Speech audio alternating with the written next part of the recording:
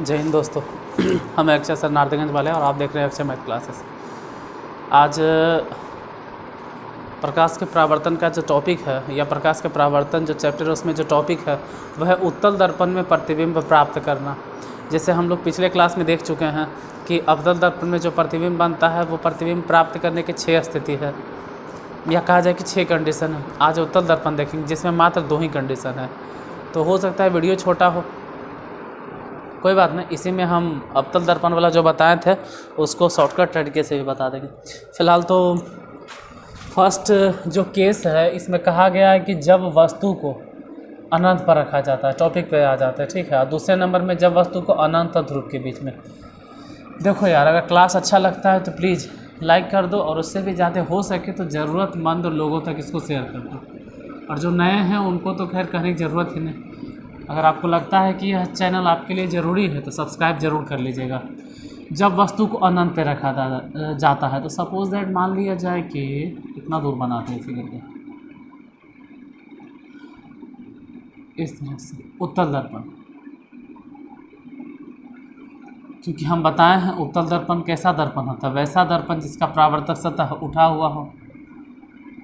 यहाँ से पोल बना लीजिए। अब वस्तु को कहाँ पे रखा जाता है तो सपोज दैट अनंत पे। सपोज दैट क्या अनंत पे ही रखना है। कंडीशंस ही है कि वस्तु को कहाँ पे रखना है, अनंत पे। तो जब हम वस्तु को अनंत पे रखेंगे तो स्केल का इस्तेमाल करते हैं।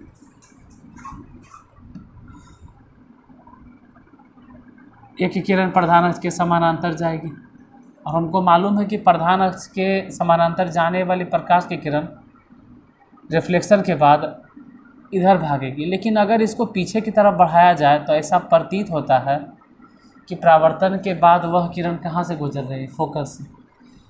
वहीं से गुजारना ही पड़ेगा, दूसरा कोई ऑप्शन नहीं है आपके पास, कहीं और से गुजार सकते हैं। दूसरा किरण कहाँ से गुजारे तो इधर ना तो सेंटर ऑफ कर्वेचर है ना ही फोकस है, सब के सब उधरे हैं। और अनंत पे है तो दोनों किरणें प्रधान अक्ष के समानांतर आएगी। एक और किरण जो है वो भी प्रधान अक्ष के समानांतर है। अब ये वाला जो प्रधान अक्ष के समानांतर है ये भी रिफ्लेक्शन के बाद इस तरह से रिफ्लेक्ट होगी इधर। लेकिन अगर हम इसको पीछे की तरफ बढ़ाएं तो ऐसा प्रतीत होता है ना कि मिला फोकस पे। तो प्रतीत होता है मतलब साफ झलक रहा है कि पहले यह प्रतिबिंब बना कहाँ है तो फोकस पर। कह सकते हो फोकस किधर है भाई, दर्पण के पीछे। दूसरा बात है कि यह प्रतिबिंब आभासी है। तीसरा बात है कि आभासी होने के साथ साथ यह प्रतिबिंब सीधा भी है। और चौथा बात यह है कि यह प्रतिबिंब वस्तु से बहुत छोटा है। तो 4 बातें तो हो गई। इधर मान लो ये वाला जो है वो वस्तु है तो यहाँ जो बना है वो प्रतिबिंब है। अब वस्तु को इंग्लिश में ऑब्जेक्ट बोलते हैं और प्रतिबिंब को इंग्लिश में इमेज कहते हैं। तो ये सब तो खैर बताया हुआ है। आप जवाब क्या दोगे इस क्वेश्चन का कि अगर पूछ दिया जाए आपसे एग्ज़ाम में कि जब वस्तु को अनंत पर रखा जाता है तो प्रतिबिंब की प्रकृति और स्थिति बताइए, तो आप जवाब दोगे कि जब वस्तु को उत्तल दर्पण के सामने ध्यान रही, अवतल दर्पण है उत्तल दर्पण है। तो उत्तल दर्पण के सामने जब वस्तु को अनंत पे रखा जाता है तो उस वस्तु का प्रतिबिंब दर्पण के पीछे फोकस पर बनता है। यह प्रतिबिंब आभासी तथा सीधा होता है और इस प्रतिबिंब का आकार वस्तु के आकार से बहुत छोटा होता है। बस एक ही कंडीशन था। इसके बाद दूसरा कोई पोजीशन है नहीं यहाँ। अब जो दूसरा पोजीशन आता है बेकार क्यों, उसको मिटा दे, चलो कोई बात नहीं। फिर से उत्तल दर्पण बना लेते हैं। मिट गया तो मिट गया, पीछे की तरफ कोटिंग कर दो।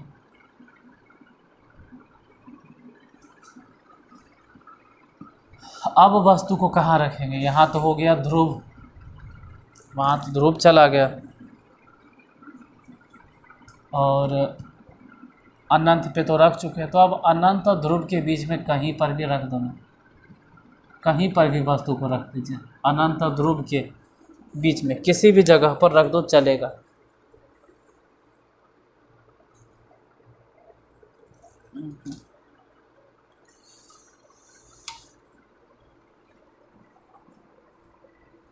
देखिए अब अनंत से अनंत और ध्रुव के बीच में रखें एक किरण, तो एक किरण प्रधान अक्ष के समानांतर, और हमको मालूम है कि जो प्रधान अक्ष के समानांतर है वह रिफ्लेक्शन के बाद ऐसा से रिफ्लेक्ट होगा या रिफ्लेक्ट होगी कि जिसको कि अगर पीछे की तरफ बढ़ाया जाए तो ऐसा प्रतीत होता है ना कि वह कहाँ से होकर जा रहा है, ऐसा लगेगा कि वो होकर जा कहाँ से रहा है, फोकस, ऐसा लगता है कि फोकस से होकर जा रहा है। अब दूसरे किरण को कहाँ से गुजारे, तो दूसरे किरण के लिए आपके पास दो ऑप्शन हैं, या तो फोकस या तो सेंटर ऑफ कर्वेचर। अब देखो पिछले क्लास में आप सुन रहे होंगे कि अवतल दर्पण में हम बोलते थे इधर से, देखो इधर से पहले कौन पड़ता है, सेंटर ऑफ कर्वेचर या फोकस, हम बोलते थे, अगर याद होगा तो एकदम यही जगह था, यहाँ पे सेंटर ऑफ कर्वेचर होता था, ऐसे यहाँ सेंटर ऑफ कर्वेचर होता था, यहाँ फोकस होता था, तो हम कहते थे पहले सेंटर ऑफ कर्वेचर मिल रहा है, तो प्रकाश की किरण को पहले सेंटर ऑफ कर्वेचर से गुजारो, अगर सेंटर ऑफ कर्वेचर मिला तो। लेकिन उत्तल दर्पण में उधर से देखना है कि उधर से पहले कौन मिला, सेंटर ऑफ कर्वेचर या फोकस, तो जाहिर सी बात है कि पहले सेंटर ऑफ कर्वेचर है, यानी प्रकाश की किरण को अब कहाँ से गुजारे, फोकस से नहीं, फोकस से नहीं गुजारिएगा। और ऐसे भी फोकस से एक किरण तो देख रहे हैं ना कि रिफ्लेक्शन के बाद गुजरते हुए प्रतीत हो रहे, तो दूसरे किरण को इस तरह से भेजेंगे, हम ऐसे भेजेंगे कि लगना चाहिए ना, ऐसा लगना चाहिए कि वो वक्रता केंद्र से जा रही है। देखो जाना तो इतने हैं, अब तो पीछे दर्पण है, अब दर्पण को फोड़ फाड़ के छेद करके तो पीछे नहीं जाएगा, ये तो पक्का है कि फोड़ते फाड़ते नहीं जाएगा भाई, वो ऐसा गड़बड़ हो गया ना, ऐसे मतलब इस बार देखो ये जाने वाली किरण लौट कर भी इसी रास्ते पर आ गए, ऐसा क्यों, क्योंकि जो वक्रता केंद्र पर जाती है वो वक्रता केंद्र पर लौट आएगी, तो इस बार इमेज यहाँ पर बना ये वाला। और ये भी तो वही सवाल उठता है, पहली बात यह कि प्रतिबिंब बना कहाँ, तो बोलेंगे कि दर्पण के पीछे, बस दर्पण के पीछे, पोजीशन नहीं बतलाना है, बस दर्पण के पीछे कहाँ बना ये पोजीशन मत बतलाइए, बस दर्पण के पीछे। पोजीशन बताना जरूरी नहीं होता, क्या पोजीशन भी बताइए।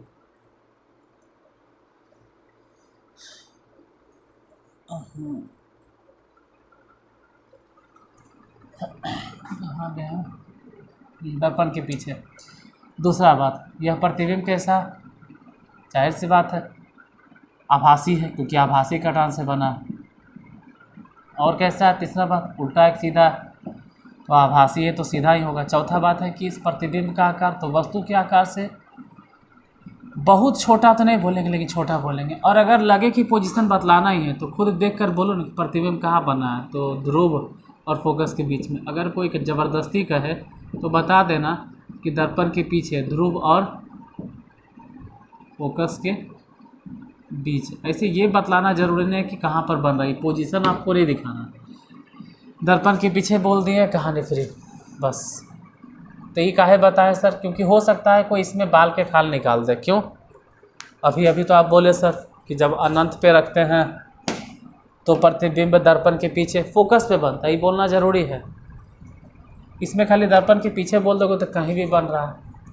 लेकिन चलो उतना जो आपका टांग कोई खींचे, उससे अच्छा है कि आप जवाब दे ही दीजिएगा, एग्ज़ाम में भी लिखिए दीजिएगा कि यह प्रतिबिंब दर्पण के पीछे ध्रुव और फोकस के बीच में बनता है। प्रतिबिंब आभासी तथा सीधा होता है और इसका आकार वस्तु के आकार से छोटा होता है। तो इसमें तो दो कंडीशन है और दोनों उतना टफ है नहीं, आसानी से याद रहेगा। प्रॉब्लम होता है अवतल दर्पण में, उसको एक बार रिवाइज कर दे रहे हैं, क्योंकि हम कल जो भी समझाएं वो पूरा एकदम कहते हैं डिटेल्ड वे में, पूरा एकदम डिटेल तरीके से समझाएं। अब उतना डिटेल किसको याद रहता है यार, हाँ? उतना डिटेल दिमाग में याद करने की बात नहीं है। शुरू अगर आप पढ़ रहे हो तो कंफ्यूज हो जाओगे, इसलिए नॉर्मली एक डायग्राम बनाइए इस तरह से समझने के लिए, ठीक है, कि अवतल दर्पण है, भले सही हो गलत हो कोई फ़र्क नहीं पड़ता है। अवतल दर्पण है, यहाँ पे इसको नाम दे दो, ये ध्रुव है, इसको पोल कहते हैं, यहाँ पे फोकस कह दो और यहाँ सेंटर ऑफ कर्वेचर कह दो, ठीक है। बस 2-3 कंडीशन। अब देखो हम आपको बताते हैं वस्तु की स्थिति, इसमें लिखना है प्रतिबिंब की स्थिति, फिर इधर लिखना है प्रतिबिंब की प्रकृति, फिर बताना है प्रतिबिंब का आकार, एक लाइन में बस। पहली बात तो आप ये जानते हैं कि वस्तु को कहाँ पे रखे थे हम, फर्स्ट बार अनंत पे। अब ज़रा दिमाग पे जोर डालिएगा, डायग्राम तो बार बार बनाना नहीं है। जब हम वस्तु को अनंत पे रखे थे तो प्रतिबिंब कहाँ बना था, तो कह सकते हैं कि प्रतिबिंब बना था फोकस पे। प्रतिबिंब कहाँ बना था, एक काम करते हैं, आंसर को हम थोड़ा सा अलग पेन से लिखते हैं। प्रतिबिंब बना था फोकस पर, और फोकस पर अगर ध्यान होगा तो फोकस पर बहुत छोटा बना था, बहुत छोटा। 2 बातें याद होगी। फोकस पर कैसे बना था, तो वास्तविक, और वास्तविक है तो जाहिर सी बात है यह प्रतिबिंब कैसा होगा, उल्टा। अब यही सब बातें आपको याद रखनी थी। दूसरे कंडीशन में था कि अब वस्तु को अनंत और वक्रता केंद्र के बीच, अब अनंत से थोड़ा सा आगे ले गए थे यहाँ पर, मतलब अब कह सकते हैं अनंत और वक्रता केंद्र के बीच। हम सब चीज़ आपके सामने जानबूझकर लिखते हैं, जब मैं आपको भी समझ में आए कि हम लिख कैसे रहे हैं।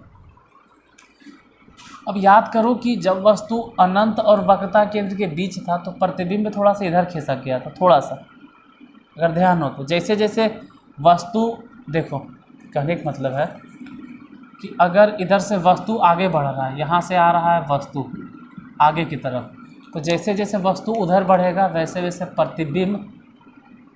प्रतिबिंब उससे दूर होते जाएगा।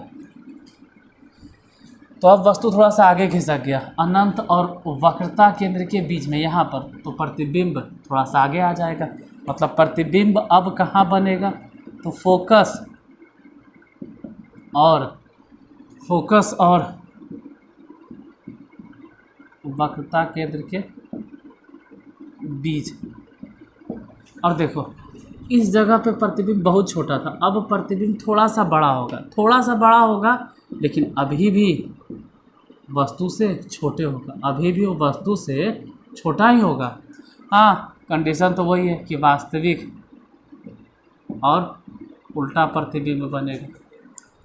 थर्ड कंडीशन है कि अब वस्तु को कहाँ पे रखा जाए। अब सोचो, अब वस्तु को उठा के कहाँ पर रख देंगे, डायरेक्ट वक्रता केंद्र पर। अब वस्तु रखा जाएगा वक्रता केंद्र पर।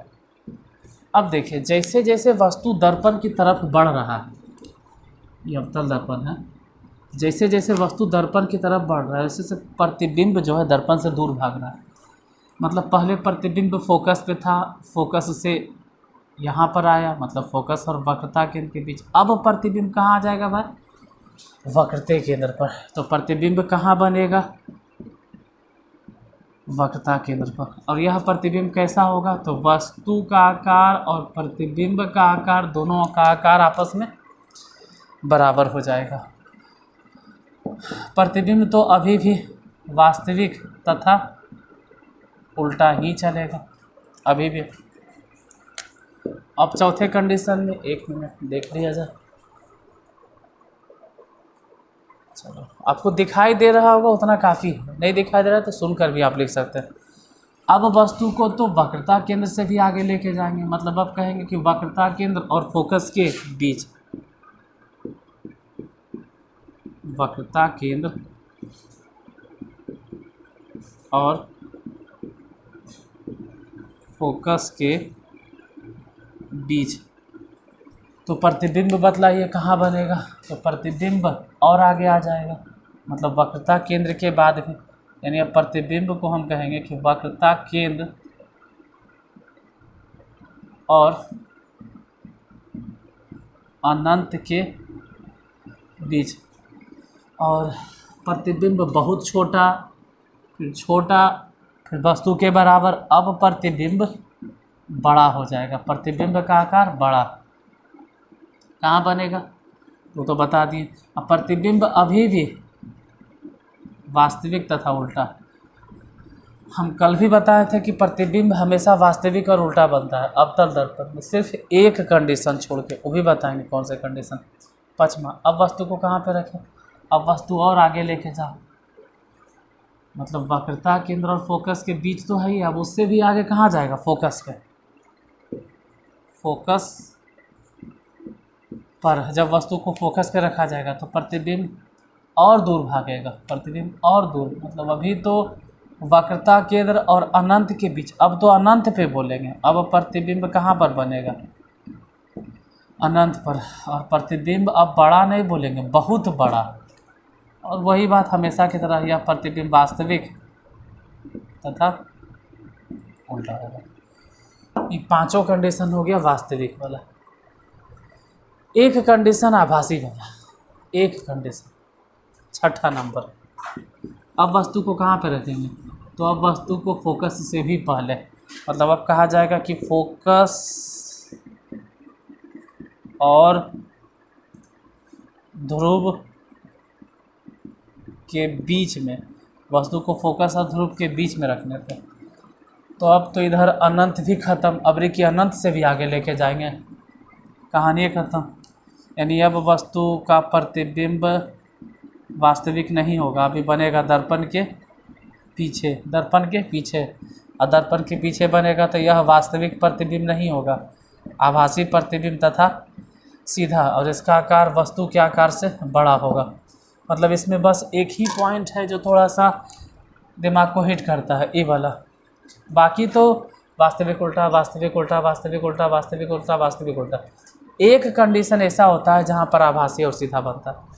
तो आपसे पूछा जाएगा कि अवतल दर्पण में जो प्रतिबिंब बनता है वो आभासी तथा सीधा बनता है, लेकिन कब, जब वस्तु को कहाँ रखेंगे, तो आप जवाब दीजिएगा जब वस्तु को फोकस और ध्रुव के बीच रखा जाता है। ऐसी स्थिति में ये कहा जाता है, देखो एफ मतलब होता है, अगर स्मॉल एफ देखा जाए, अभी चिन्ह परिपाटी बताना है तो उसमें समझ में आ जाएगा। एफ हो जाता है फोकस दूरी, और यू को हम लोग कहते हैं वस्तु की दूरी। तो वस्तु तो जैसे फोकस दूरी तो इतना हो गया, कोई भी दूरी हम लोग नापते हैं ध्रुव से, तो वस्तु की दूरी, फोकस दूरी यहाँ हो गया, और वस्तु तो एजे पर है यू। मतलब ऐसे स्थिति में एक चीज़ अंडरलाइन कर लीजिए कि वस्तु की दूरी और इधर मान लो फोकस दूरी, इन दोनों में से बड़ा कौन है, तो हम तो कह रहे हैं फोकस से भी पहले, मतलब फोकस और ध्रुव के बीच, मतलब फोकस से भी आगे निकल गया, यानी कि वस्तु की दूरी छोटा हो गया। या फिर ऐसे बोलो ना कि फोकस की दूरी पहले लिखो भाई, फोकस की दूरी बड़ा है अब वस्तु की दूरी छोटा है, जैसे भी लिखिए। यानी आप ये कह सकते हैं कि F is larger than you, अगर फोकस दूरी यू से बड़ा होगा तब अवतल दर्पण में जो प्रतिबिंब बनेगा ना वो आभासी और सीधा होगा। और ऑब्जेक्टिव में यही सब कंफ्यूज करता है, यही ऑप्शन रहेगा, बाकी 3 गो अलग ऑप्शन रहेगा। F is greater than you, तब जो इमेज बनेगा वो आभासी और सीधा होगा अवतल दर्पण में। बाकी 5 कंडीशन में जो प्रतिबिंब बनता है वो वास्तविक और उल्टा होता है। प्रतिबिंब सीधा तभी होता है जब आभासी बनता है। तो अवतल दर्पण में प्रतिबिंब का निर्माण और उत्तल दर्पण में प्रतिबिंब का निर्माण हम दोनों देख लिए।